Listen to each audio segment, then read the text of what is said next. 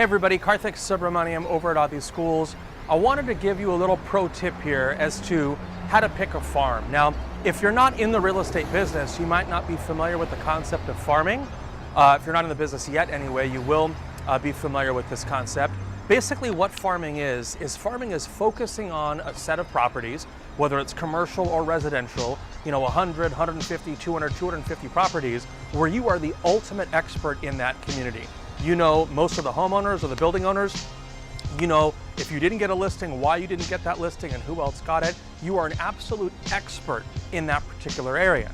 Now, I was a consultant for the summer at a very large real estate company in Los Angeles, and I would go in there 3 times a week and try to get agent production up.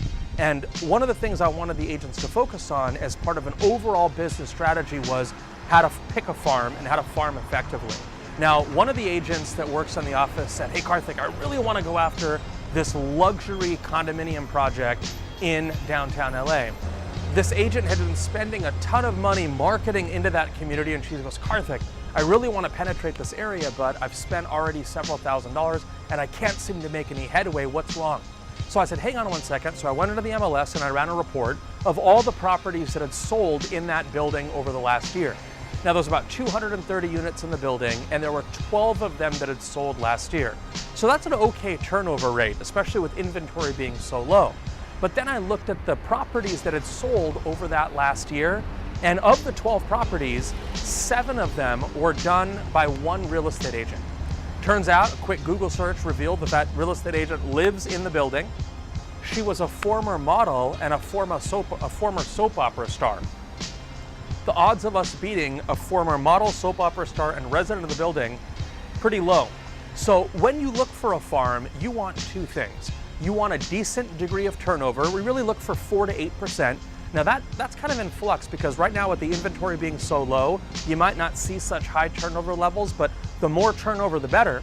And you also want no dominant market leader. You don't want somebody who's controlling 50, 60, 80% of all the properties in that particular area. You're gonna fight an uphill battle. It's like that famous book, The Art of War by Sun Tzu.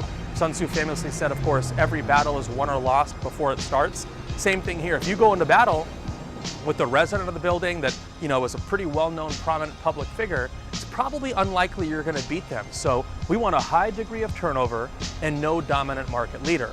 All these reports can be pulled inside of the MLS. So you don't need to go to necessarily a title insurance company and get this, although they'll help you with some of the metrics, but a lot of the stuff you can do from your own computer through the MLS, right? So those are the 2 things we want. Number 1, a decent degree of turnover, 4 to 8%, and no dominant market leader.